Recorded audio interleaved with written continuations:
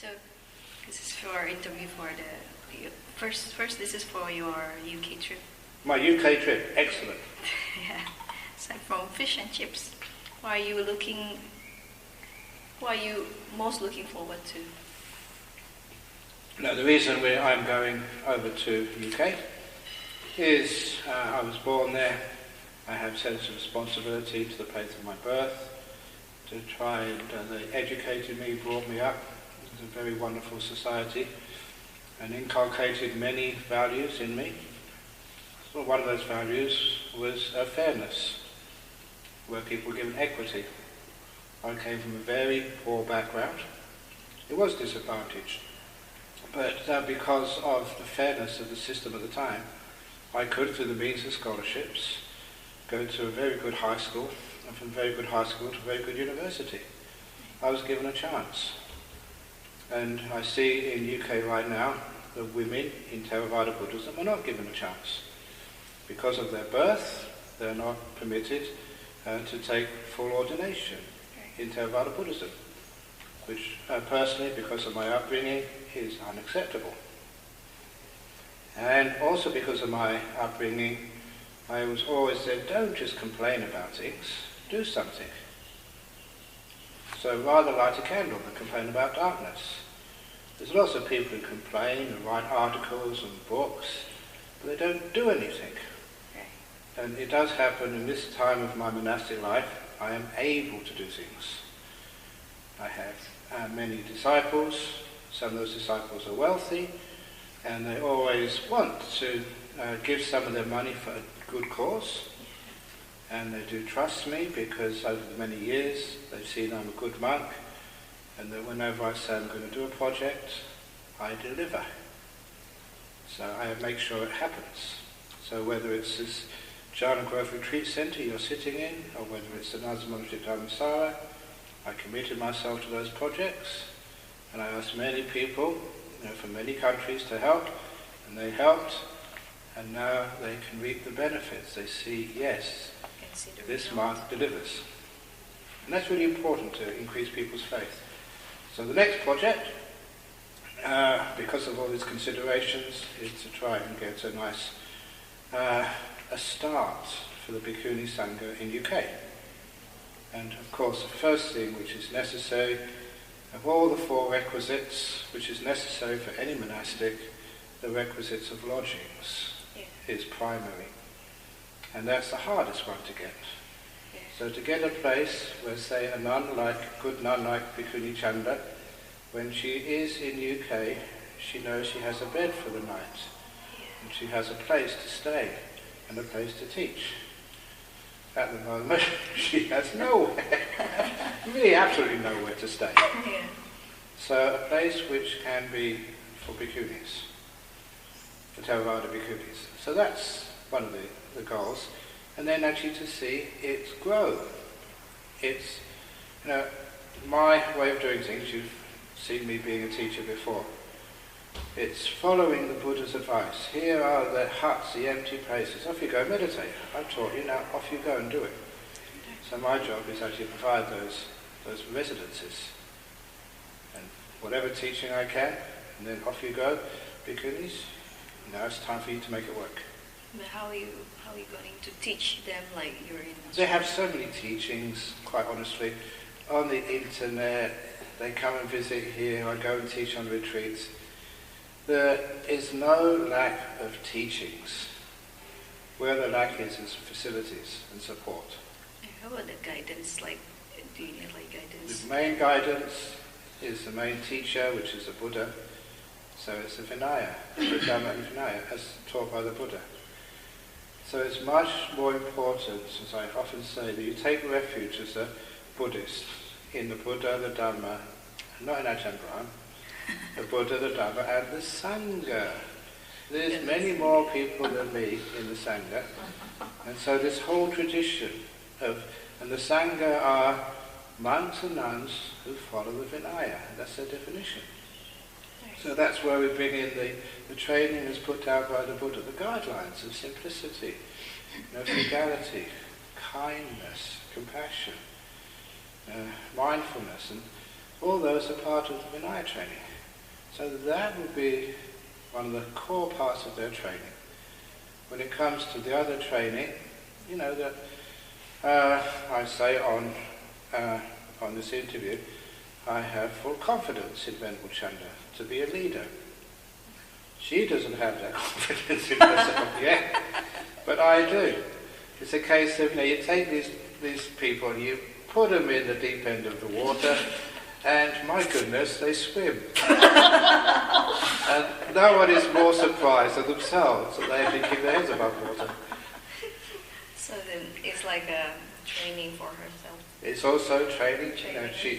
She's good enough to survive, and then she actually just starts something. That's how I started.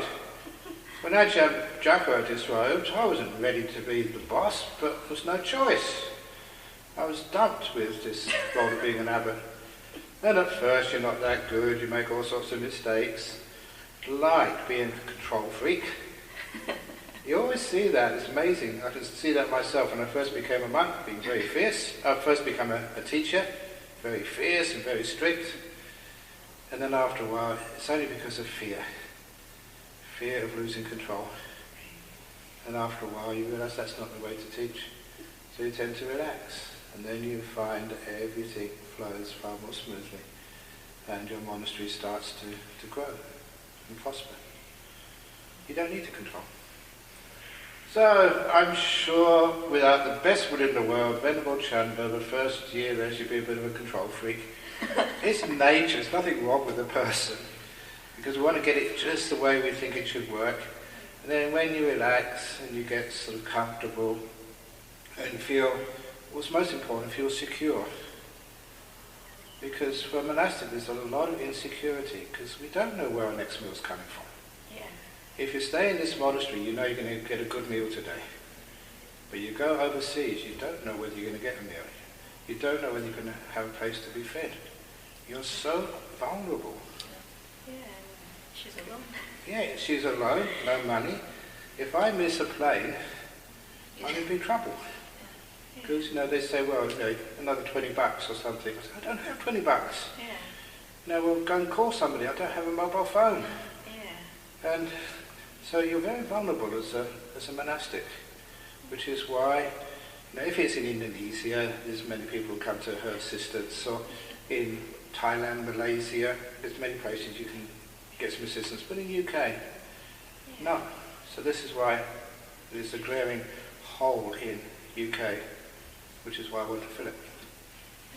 But so is there a lot of interest in monastic and heaps. Buddhist? I know that because, again, as soon as you start to talk about this, people get very excited and very happy. They want to help.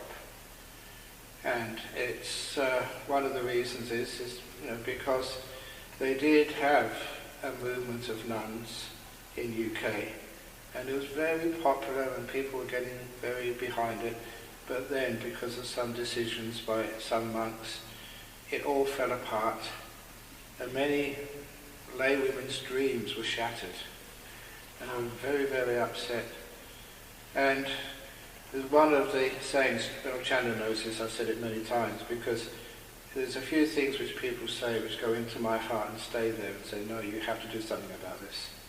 And one of those was when a similar case when this, about 30 years ago, 25 years ago now, this old gay man in Perth came up to me after the talk and said, religion has been so cruel to homosexuals. Right. Yeah. And he said it was so much pain that just it went right inside and it hurt me too. And it made me sort of resolve, it's not enough just to say I support you, I've got to do something to try and help out whichever way I can. Write articles, give talks or whatever to try and encourage some fairness for people with that sexual orientation which they're born with. So and the other thing was when this woman came up to me in England after the Bhikkhuni ordination, all the nuns had left the monasteries, most of them had left, and she told me something which also went into my heart. She said, England is very dark for Theravada Buddhist women now. And the way she said it was just so much pain. I realise I do have the opportunity to do something, so I do it. This is why. And now I'm free from other obligations to put some effort and energy into building up a Bhikkhuni, a residence in UK. I was wondering about the importance of the ordination for Bhikkhunis, because I thought it's like, women still can practice and get enlightened as Vasika and Samaneri. Yeah, black people in the United States, they don't need to sit in the front of the bus, they can sit in the back of the bus and they get to the place anyway. They don't need to have the same rights as everybody else. That is just so, what's the word, patronising. You ask a Theravada woman, don't ask me. I don't know what it feels like to be a Theravada woman who is never allowed to have the same status as a man because of her gender. I can imagine it, and imagining is bad enough. Actually being there. Just because you are a woman, you can't sort of have the same ordination as it was in the time of the Buddha. That's just like, just because you're a woman, that you don't get paid the same amount in your work as a man gets paid for doing the same amount of work. As a man, I think that's intolerable. As a woman, wow, that's gross. It's like almost denial of your right. It's a denial of morality. Don't call rights, because rights, responsibility, is an affront to one's ethics. It's more deep than rights. It's this basic fairness, discrimination. And it causes pain to those who are discriminated against. If you applied for a job here in Australia and you were discriminated against because you were Asian, how would that feel?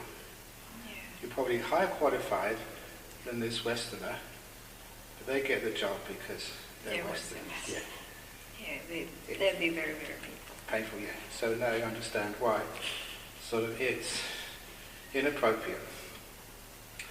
And again, part of ethics is not just saying, oh, this is terrible, this is bad. If you have the opportunity, do something about it.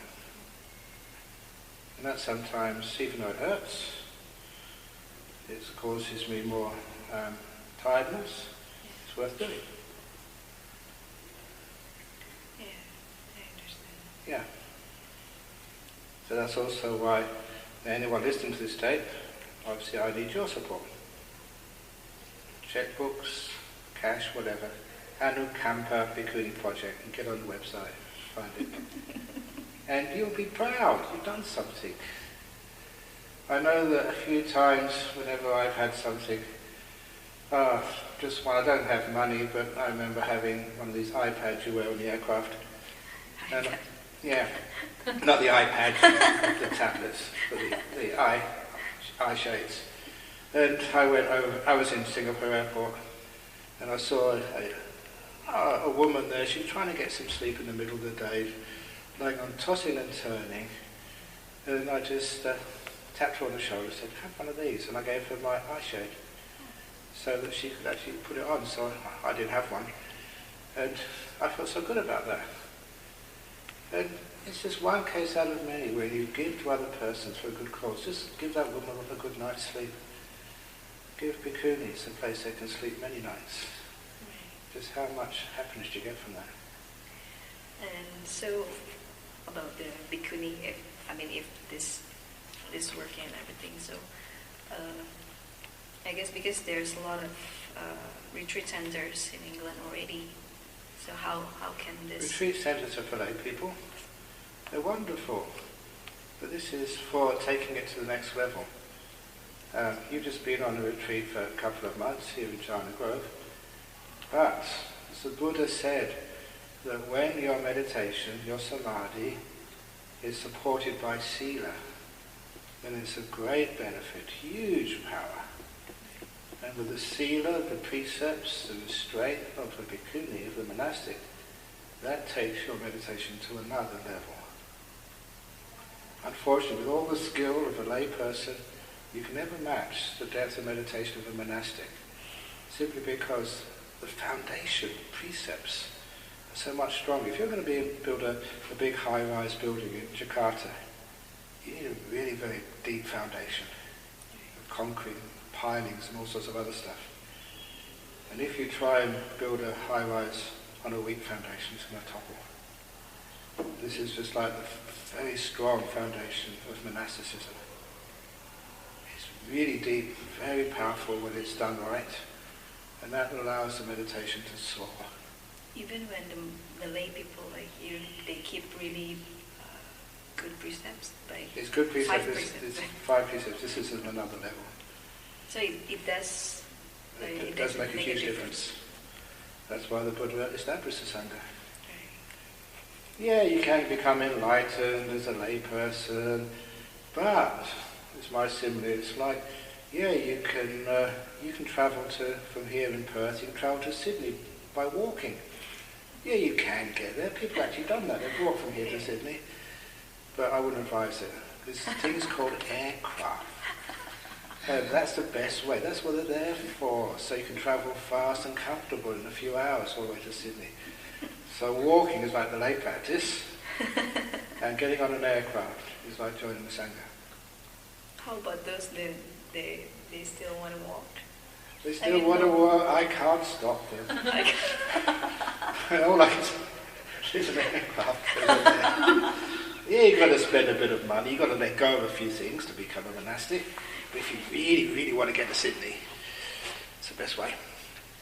So I wanted to ask about how as a lay people to support Venerable Chandra. Yeah. Just now you mentioned. That's right. And of course, many people in the world don't know Venerable Chandra. Yeah. So if that was the case, that she would be years sort of getting something. Just like when I was a young monk, no one knew Ajahn Brahm, they knew Ajahn Chah. So Ajahn Chah gave his support to the Buddhist Society of West Australia. Right. And that gave it some credibility. So when I put my support behind the Anukampa Bhikkhuni project, then it means that people say, okay, Ajahn Brahm's behind this, it must be okay. So I give him my stamp of approval. So what's your support to this monastery? Is it like 100%. Yes. In other words, it's going to happen, and I'm going to make it happen. So you don't have to. You don't have to worry, it's just a matter of time. So that's why anyone listening to this, I am going to start putting the hard word on all my disciples. How much have I helped you? Have I really sort of served you and inspired you? Some of you I've saved your life, got your marriage back together again, giving you sort of out of depression, got you happy and peaceful. So, you owe me. So out of gratitude, now listen to this, and if you can, it's worthwhile donating to a very wonderful cause. The 4th leg of the chair of Buddhism. This is what the Buddha kept on saying. It was the Buddha's mission. After he became enlightened, under it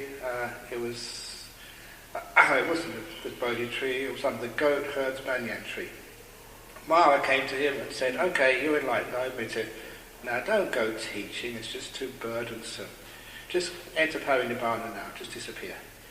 And the Buddha said, no, I will not enter Parinibbana, I will not leave this life until I've established Bhikkhu Sangha, Bhikkhuni Sangha, lay men, lay women Buddhists. The 4 pillars of Buddhism. And was it 45 years later, at the Chapala shrine, Mara came again and said, you've done it. There's lots and lots of bhikkhunis enlightened, lots of bhikkhus enlightened, great laymen and lay women, Buddhists. So you've done it, so keep the promise. He said, okay, 3 months I'll enter Parinibbana. What those 2 passages from the suttas demonstrate, it was the Buddha's mission. It was why he taught, to establish those 4 pillars of the Sangha. And so we've lost one. So every Buddhist who has faith in the Buddha should actually help the Buddha re-establish Bhikkhuni Sangha. It was his mission. And because of history, his mission has been thwarted. So now we have to help the Buddha re-establish what was part of his mission for teaching. Does it make any difference, like the Mahayana? No, it doesn't. Mahayana Theravada are all the same as far as I'm concerned. What is really important is they're good Theravada or not so good Theravada. They keep the rules, where they're slack and just selfish. And that's the same with Mahayana as well. I mean, a good Mahayana monk, a good Theravada nun, same. Okay. So this is like the Anukampa project is especially for Theravada? Theravada, yes. Right. But just like, we've had many Mahayana monks stay the reigns with us. They're very welcome, really good friends. So in the future, I'd imagine that'll be the same in London. Right. Especially if there's a good Mahayana nun who's come to visit. Stay there for a couple of months, give some teachings, and then depart. Why not? Do you agree? Oh yeah. Good. I already know one. Yeah, okay. One more question. Yeah? Just now you were mentioning about the Sangha, but now she's alone. Like there's no Sangha yet for her. You start from one. You can start from. Yeah, and then it grows. Because the first thing is you need a place. Yeah. The Buddha started alone. But Under body tree. Don't you like need like 5 at least for? For a Sangha, yes, but you just start with one. When I first came here, there was only myself and Ajahn Brahm, just 2 for about a year. Right. Took a long time to get fat other people. But of course, other nuns, why would they go there? Unless there was a place to go. So the first thing is get a place to go. And then after a while, you get some good nuns going there, growing, and forming those bonds of friendship, which make a Sangha. They become Kalyana-mitta. And then after a while it becomes a Sangha. But even though that Bhikkhuni Chanda will be by herself at first, she always knows that there's a monastery only just a click of a mouse away, here in Perth, where she has support. So I mean that's really important. You're not really alone, because there's other people on the other side of the world supporting you. Yeah. And that's so important. Okay. I guess. And women will be trained from scratch. Trained Oh, from no, scratch. so, People can come as lay people and then take the Anukampa training and yeah. train towards Bhikkhuni ordination. Yeah. So, opening up the 4th pillar of Buddhism in UK. Sadhu. So.